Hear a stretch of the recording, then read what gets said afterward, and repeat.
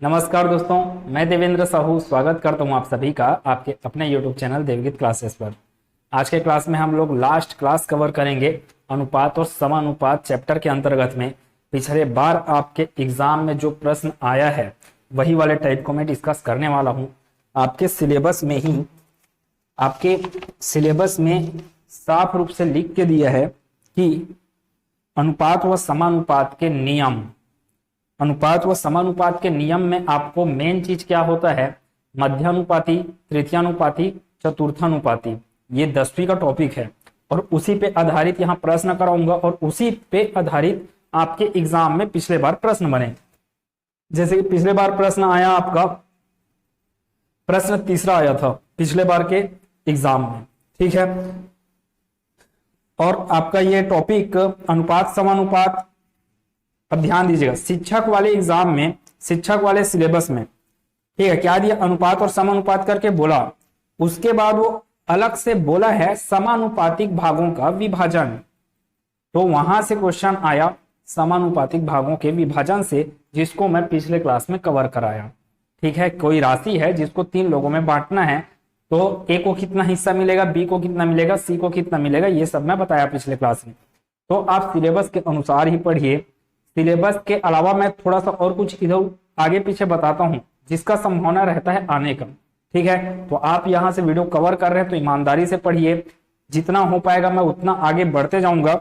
इसके बाद ये चैप्टर खत्म होने के बाद आपका चाल समय दूरी है।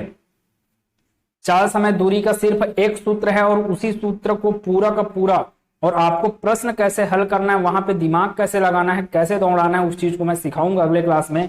फिलहाल इस क्लास को कवर किया जाए। क्या लिखा हुआ है अपने पास, टाइप 5 का प्रश्न और टाइप 6 का प्रश्न। तो इन सब चीज को समझाने से पहले आपको अनुपात समानुपात का जो नियम है उसको मैं बताता हूं। सबसे पहला क्या है अपने पास, एक तो है मध्यानुपाती है, मध्यानुपाती, ठीक है, एक है तृतीयानुपाती, तृतीयानुपाती, और एक है आपका चतुर्थ अनुपात, तो चतुर्थानुपाती, ठीक। मैं बोला मध्यानुपात, किसका मध्यानुपात, मान लो संख्याएं हैं ए व बी, इनका मध्य अनुपात क्या है, अगर x है तो इसका अर्थ क्या हुआ, ध्यान सुनिएगा, a और b का मध्य का अनुपात क्या है, x है, अर्थात इन लोग क्या हो गए, एक दूसरे के अनुपात में हो गए, ठीक है। तो a अनुपात x अनुपात b। अब इसको मैं तोड़ता हूं, जब समानुपात के रूप में तोड़ा जाता है तो किसका, कौन टूटता है, बीच से टूटता है आपका x, और किसका चिन्ह आएगा, फिर समानुपात का चिन्ह आएगा। समानुपात का चिन्ह कुछ इस प्रकार से होता है, ये कैसे टूटता है, ax और दूसरा हिस्सा टूटेगा bx के रूप में, मतलब पहला हिस्सा टूटेगा a अनुपात x, फिर समानुपात का चिन्ह, दूसरा हिस्सा टूटेगा x अनुपात b के रूप में। तो यहां से क्या हुआ, a अनुपात x, फिर समानुपात x अनुपात b, ठीक है। अब a अनुपात x अनुपात b क्या होता है आपका, a अनुपात x को लिखा जा सकता है a बाई बी, समानुपात को रिप्लेस किया जाता है बराबर के निशान से, यहां पर x बटे में क्या आ गया b, x का मल्टीप्लाई होगा x से तो बन जाएगा x स्क्वायर, इधर क्या आ जाएगा a इंटू b। आपको x का मान निकालना है तो क्या हो जाएगा, x equal to under root of A B, खत्म। आपको क्या चीज समझ में आया कि मध्यानुपाती क्या होता है, मध्यानुपाती होता है वर्गमूल किसका, दिए गए संख्याओं का। दिया गया संख्या था आपका a और b, मध्य अनुपात है x, तो x का मान कितना आया, under root of a into B. a क्या है पहला संख्या, b क्या है दूसरा संख्या। तो इतना तक समझ में आया होगा।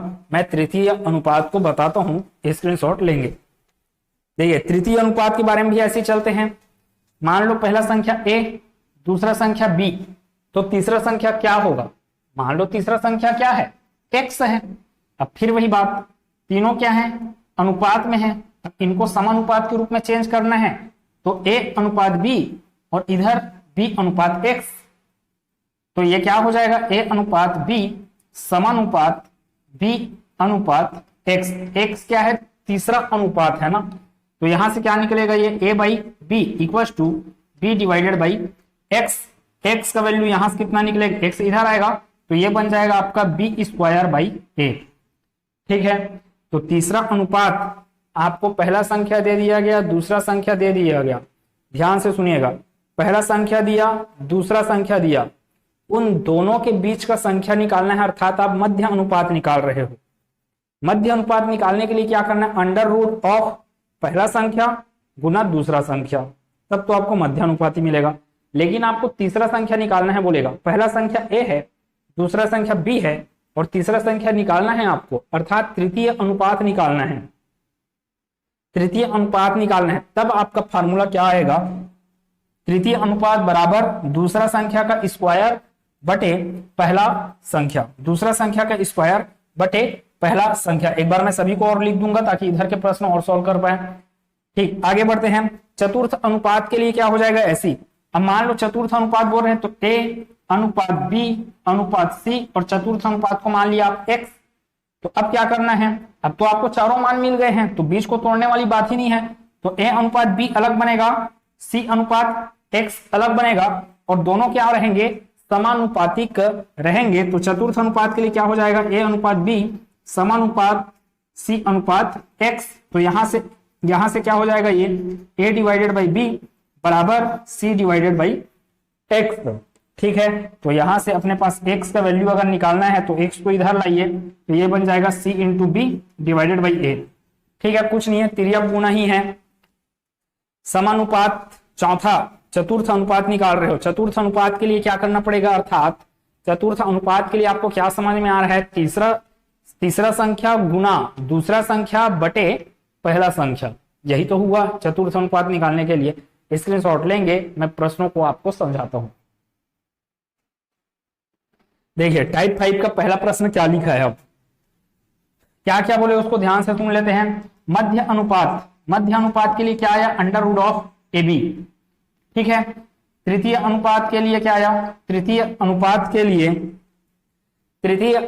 के लिए अपने पास आया था दूसरे संख्या का स्क्वायर बटे पहला संख्या। ठीक है, चतुर्थ अनुपात क्या आया, दूसरा संख्या गुना पहला संख्या दूसरा संख्या गुना तीसरा संख्या बटे पहला संख्या। ये अनुपात अभी हम लोग डिस्कस किए। ठीक है, ये क्या है आपका मध्य अनुपाती पहला संख्या गुना दूसरा संख्या का वर्गमूल। अब प्रश्न में क्या बोला गया, पहला प्रश्न 12 तथा 30 का तृतीय समानुपाती तथा 9 और 25 का मध्यानुपाती का अनुपात कितना होगा। तो क्या क्या बोला गया प्रश्न, देखो 12 और 30 का क्या चाहिए बोला, तृतीय अनुपात। ठीक है, तृतीय अनुपात आपको पता है तृतीय अनुपात कैसे निकालते हो, दूसरा संख्या का स्क्वायर बटे पहला संख्या। तो तृतीय अनुपात क्या निकल जाएगा, 30 square divided by first number. ठीक है, 30 स्क्वायर डिवाइडेड बाई 12, तो ये बन जाएगा आपका 900 डिवाइडेड बाई 12। मैं इसको सॉल्व नहीं कर रहा हूं क्योंकि मेरे को रेशियो और चाहिए, तो इसको ऐसे ही रखे रहता हूं, चाहो तो आप इसको और सॉल्व कर लो। और क्या बोला गया है, 9 और 25 का मध्यानुपाती, 9 और 25 का क्या चाहिए, मध्य अनुपात चाहिए। अब मध्य अनुपात के लिए क्या था, under root of A B. Under root A B मतलब कि अंडर रूट ऑफ 9 इंटू 25।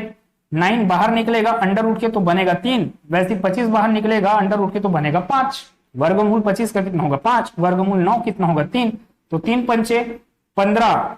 मध्य अनुपात आ रहा है आपका 15, जबकि तृतीय अनुपात आ रहा है आपका 900/12। प्रश्न के अनुसार क्या बोला गया है कि 900/12 तृतीय समानुपात और मध्यानुपात 15 का रेशियो क्या आएगा। तो आंसर आपका क्या निकलने वाला है, 900/12। टोटल का बटे क्या करना है आपको 15, यही तो पूछा प्रश्न में। सॉल्व किया जाए, कुछ नहीं है, 900 बटे ये 12 15 को भाई बना लेगा, तो 12 गुना 15, 4 से भाग दे दो या 5 से, आपकी इच्छा। 4 दिया 12, यहां से सॉल्व कर लेते हैं। 4 दूनी 8, एक आया यहाँ पे, एक और 0 10 हो गया। 4 दूनी 8, 4 पंचे 20, 225 बार में भाग जाएगा ये किससे, 4 से। 15 से भाग दोगे तो ये कितने बार में भाग जाएगा, 15 बार में। 3 एकम 3, 3 पंचे 15। आंसर आपके पास आ रहा है 5। आंसर कितना आया 5, अब 5 आया, इसका मतलब यह हुआ 5 के बटे में क्या लिखा जा सकता है, 1 लिखा जा सकता है। 5 को 5/1 लिखा जा सकता है, अर्थात आंसर क्या समझ में आया मेरे को, 5:1 प्रश्न का उत्तर है।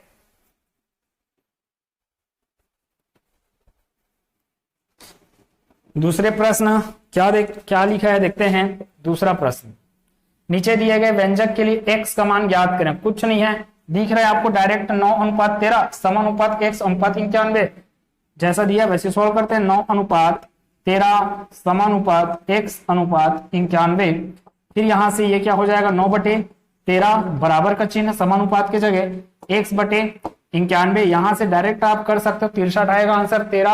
13 से भाग दोगे इसको, 91 को 13 7 91, 7 को गुना 9 से 7 9 63, x का मान मिल गया, खत्म।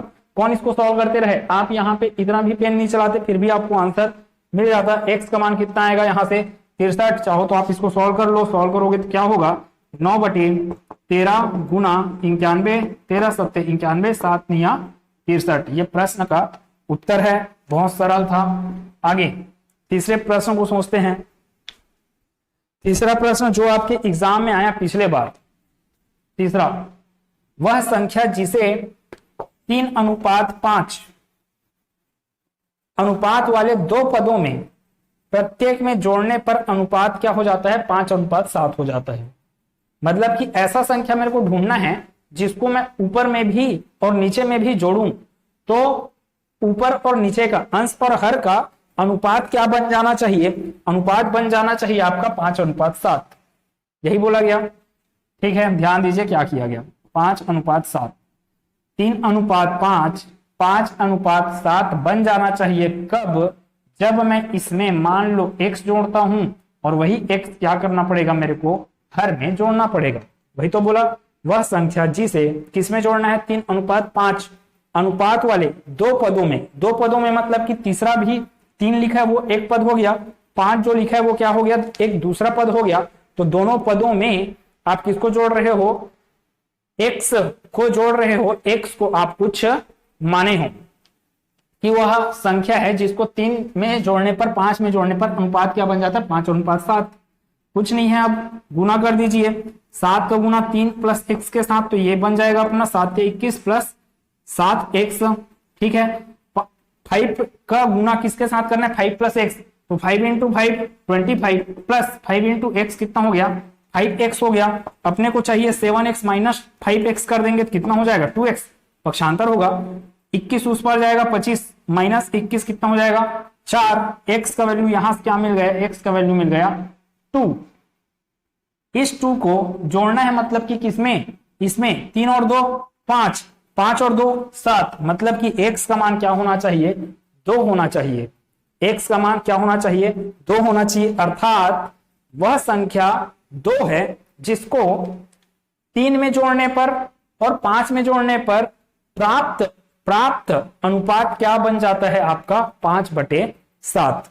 अब कोई जरूरी नहीं था आप इसी मेथड से करते, ये बेसिक मेथड था और बेसिक मेथड से करने पर भी आपको ज्यादा टाइम नहीं लगने वाला, इसलिए इसको बता दिया। या तो आप डायरेक्ट इसको ऑप्शन से कर सकते हो, ऑप्शन से करते तो मान लो वह संख्या 13 है, अगर वह संख्या 13 होता तो 13 को जोड़ो आप 3 में और 13 को जोड़ो आप 5 में, कितना बन रहा है, 13 और 3 हो गया 16, 13 और 5 हो गया 18, तो 16/18, 16/18 आपका कट फिट के 5/7 नहीं देगा, मतलब कि ये 13 ऑप्शन नहीं हो सकता सही। 8 को जोड़ो 3 में, 8 3 11, 8 5 13, तो अनुपात तो 11/13 आ रहा है, 11/13 आ रहा है, आना कितना चाहिए 5:7। 15 को जोड़ते हैं तो 15 3 18, 15 3 18, 15 5 20, तो 18/20 वो भी क्या बन जाएगा आपका 9/10, 9/10 आना कितना चाहिए 5:7। इसलिए मेरा उत्तर आएगा नन ऑफ दी एबो। बहुत अच्छा प्रश्न है, बन गया ये। क्यों अच्छा प्रश्न बन गया, क्योंकि ऑप्शन में आपको दे दिया है नन ऑफ दी एबो। अब आप भाई साहब सही बना के बैठे हो, x = 2 लाए, अब ऑप्शन में यहाँ पे 2 कहीं पे नहीं दिख रहा है करके आप हड़बड़ा गए, कहीं मैं गलत तो नहीं बनाया हूं करके। ठीक है, तो यहाँ पे आपको प्रैक्टिस चाहिए रहता है जिसके आधार पे आप एकदम तुरंत बोल पाओ मैंने सही बनाया है। आंसर क्या आएगा, नन ऑफ दी एबो, अर्थात इन तीनों में से कोई नहीं, क्योंकि आंसर कितना आ रहा है 2 आ रहा है। स्क्रीनशॉट लेंगे। चौथा प्रश्न देखते हैं क्या लिखा है। चौथा प्रश्न ये बोला 25, 35, 45, 105 में से क्या घटाया जाए ताकि नई संख्याएं क्या हो, समानुपातिक हो। जैसे जैसे बोला वैसे किया जाए। माना 25 में से, 35 में से, 45 में से, 105 में से क्या घटा दूं मैं, x को घटा दूं तो क्या हो जाएंगे वो आपस में समानुपातिक। तो ये मान लिया मैं 25 माइनस एक्स अनुपात क्या 35 माइनस एक्स समानुपात, समानुपात मतलब कि बराबर, समानुपात 45 माइनस एक्स बटे में 105 माइनस एक्स। कुछ नहीं, सॉल्व कीजिए इसको। या तो फिर एक ये मेथड है कि आप इसको सॉल्व कीजिए, या दूसरा मेथड ये है कि यहां से मान रखिए, मान लो ऑप्शन ए सही है तो 25 में से 9 को घटाऊंगा, 35 में से 9 को घटाऊंगा, तो जो आंसर आएगा उसका अनुपात वो किसके बराबर होना चाहिए, 45 में से 9 को घटाऊं, 105 में से 9 को घटाऊं, जो आंसर आएगा उसके अनुपात के बराबर होना चाहिए। क्या चीज बोला नहीं समझ में आया तो ध्यान दीजिए। मैं बोला ये क्या है 25 है, इधर क्या है 35 है, और इधर क्या है 45 है, बटे में क्या है 105। अब मैं 25 में से अगर आंसर 9 है तब क्या करूंगा, 25 माइनस 9, इधर भी माइनस 9, इधर माइनस 9, इधर माइनस 9, जो आंसर आएगा वो सही अनुपात में रहना चाहिए। 25 माइनस 9 कितना होता है 16, यहां पर 35 माइनस 9 कितना हो जाएगा 26, ठीक है। इधर 45 माइनस 9 कितना हो जाएगा 36, ठीक है क्या, 45 माइनस 9 हो जाएगा 36। वैसे 105 माइनस 9 कितना होगा आपका 96 होगा। सॉल्व किया जाए 8 बार में जाएगा और ये 13 बार में, ये 13 बार में जाना चाहिए तभी तो सेम अनुपात मिलेगा।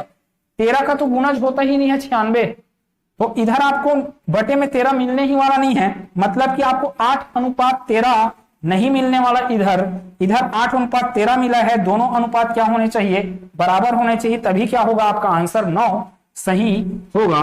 उम्मीद है समझ में आ रहा होगा क्या क्या बोल रहा हूं मैं। अब आंसर 9 नहीं हो सकता तो अब ऑप्शन आप दिमाग में बैठा सकते हो 10 को, 25 minus 10, 35 minus 10, 45 minus 10, 105 minus 10, 25 minus 10 15, 35 minus 10 25, बराबर क्या होना चाहिए आपका 45 माइनस 10 मतलब 35, 35 बटे 95।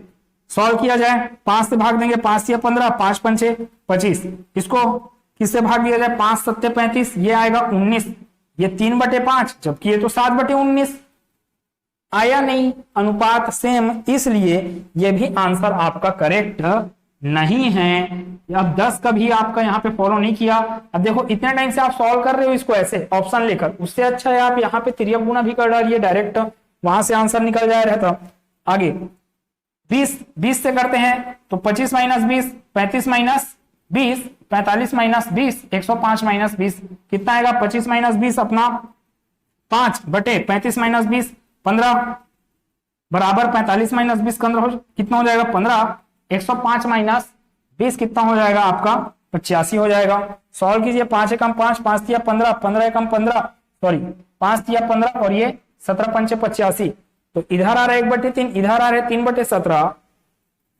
फिर से अनुपात सेम नहीं आया, अर्थात 25 में से आप 21 को घटाइए, 35 में आप 21 को घटाइए, जो अनुपात आएगा वही अनुपात किसके बराबर आएगा 45 माइनस 21 बटे 105 माइनस 21। आप इसको करके देखिएगा आपका आंसर कितना आना चाहिए इसमें, ऑप्शन नंबर डी।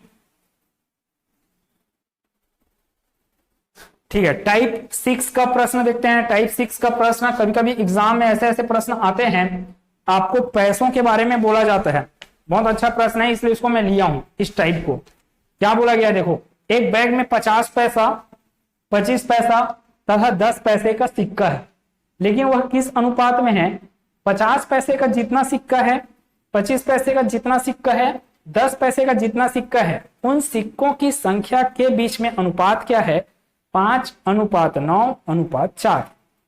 ठीक है, में रखे गए हैं जिनका समस्त मूल्य क्या है 206 रुपए है, तब विभिन्न सिक्कों की संख्या क्रमशः क्या होगी।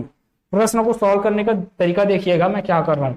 देखो कुल रुपए कितना है 206 रुपए। अच्छा ये 206 रुपए कैसे प्राप्त हुए होंगे, 50 पैसे का जितना सिक्का है उसको रुपयों में कन्वर्ट कीजिए, वैसे 25 पैसे का जितना सिक्का है उसको आप रुपयों में कन्वर्ट कीजिए, वैसे ही 10 पैसे का जितना सिक्का है उसको भी आप रुपयों में कन्वर्ट कीजिए। और सभी तो रुपयों में आ गए, और वही रुपयों, टोटल रुपयों के बराबर कितना दिया है आपको, 206 रुपए। अर्थात जितने भी यहाँ पे राशियां दिया गया है उसको आप रुपयों में चेंज करोगे, उसके बाद क्या कर दो, उसको जोड़ दो, तभी तो ये 206 के बराबर होगा। क्या बोला, ध्यान से सुनिएगा। 50 पैसे को मैं कैसे लिखूंगा रुपयों में, 50 पैसा बटे 100, ये तो हो गया 50 पैसे की बात। लेकिन 50 पैसों की संख्या कितनी है, 50 पैसों की संख्या है 5 अनुपात में, अर्थात 5x। तो 50 पैसों की संख्या क्या हो गया, 5x प्लस किसके बारे में, 25 पैसा। तो 25 पैसे को मैं किस में चेंज करूं, पहले 25 पैसे को मैं अगर चेंज करता हूं किसमें, रुपयों में, तो पैसा 100 पैसा बराबर क्या होता है, 1 रुपया होता है। तो 25 पैसा बटे क्या कर दूंगा मैं, 100, तो क्या बन जाएगा, ये रुपया में बन जाएगा। ये भी क्या आ गया आपका गुना। देखो मैं डायरेक्ट समझा सकता था यहाँ पे 1/2 और 1/4 लिखकर, लेकिन आपको समझाना इसलिए बटे 100 करके मैं डाल रहा हूं यहाँ पे। गुना कितना आ जाएगा, कितना रेशियो में है, ये 9x के रेशियो में है, प्लस और क्या बचा है अपने पास बचा 10 पैसा वाला, तो ये 10/100 रुपयों में चेंज हो गया पैसा। कौन सा पैसा, 10 पैसा वाला सिक्का। लेकिन सिक्का कितना है, सिक्कों की संख्या 10 पैसों की संख्या वो है 4x। अब ये सभी का सभी रुपयों में चेंज हो गया, और इन्हीं रुपयों के बराबर क्या है आपका 206। तो सॉल्व किया जाए, 50 से कम 50, 50 दूनी 100, मतलब यहाँ पे आ जाएगा आपका 1/2, 25 से कम 25, 25 चौं 100, 10 से कम 10, 10 दहा 100। थोड़ा सा और सॉल्व किया जाए, यहाँ पे 4 है, यहाँ पे 5 है, इसको और कर दो, यहीं पे 5 बार में भाग जाएगा, ये 2 बार में। बचा क्या अपने पास, ध्यान दीजिएगा, 5x इंटू 1/2, मतलब बचा अपने पास 5x/2, प्लस इधर क्या बचा 9x into 1, 9x divided by 4 बचा यहाँ पे, मतलब प्लस 2 एकम 2 और x बचा ना, तो 2x divided by 5 equals to 206। बस सॉल्व करना है, x का मान यहां से निकालना है। ध्यान दीजिए कैसे निकलेगा, 2 4 5 का एलसीएम क्या होता है 20। तो यहां पे इसका सॉल्यूशन किस रूप में जाएगा, बटे में क्या आ जाएगा 20। यहां पर क्या लिखा है 5x लिखा है ना, 20/2 हो गया ना, यहाँ पे 20/2। नियम क्या बोलता है आपका सॉल्व करने का, यही तो सॉल्व करने का नियम है कि जो एलसीएम आया रहता है उसको आप यहां पर एक बार रखते हो। ठीक है, एलसीएम कितना आया है 20, तो मैं 20 को यहाँ पे एक बार रखूंगा और इसको देखूंगा कि 2 से भाग कितने बार जाएगा, 10 बार में। 10 का गुना किससे होना है 5 से, तो 10 पंचे 50। तो ऊपर में क्या आएगा आपका 50x आ जाएगा, प्लस यहाँ पे 20 को रखोगे, 20 को भाग दो 4 से, 4 पंचे 20, 5 निया 45x प्लस, फिर यहाँ पे एक बार 20 रखोगे, 5 चौक 20, 4 दूनी 8, 5 चौक 20, 4 दूनी 8, तो ये हो गया 8x इक्वल टू में क्या चल रहा है 206। सॉल्व कीजिए, इधर कितना आएगा अपने पास 50 प्लस 45 प्लस 8 कितना आ जाएगा अपने पास 103 x बटे 20 बराबर 206। 103 206 कितने बार में भाग दे देगा, 2 बार में। 20 का गुना 2 से कीजिए, x का मान कितना मिल गया आपको 40। x का मान यहां कितना मिलेगा 40 मिलेगा। आपको x का मान बताने नहीं बोला है, वो x का मान थोड़ी बताने बोला, वो क्या बोला प्रश्न में, विभिन्न सिक्कों की संख्या को बताने बोला है। मैं जानता हूं कि 50 पैसे के सिक्कों की संख्या 5x, जबकि 25 पैसों के सिक्कों की संख्या 9x और 4x है किसकी संख्या 10 पैसे के सिक्कों की संख्या। तो 50 पैसों के सिक्कों की संख्या 5 इंटू एक्स का वैल्यू 40, 9 इंटू 40, इधर क्या आ जाएगा 4 इंटू 40। आंसर कितना आएगा 5 चौक 20, 200, 9 चौक 36, 360, 4 चौक 16, 160। तो क्या क्या है विभिन्न सिक्कों की संख्या, ऑप्शन नंबर सी 200 सिक्के।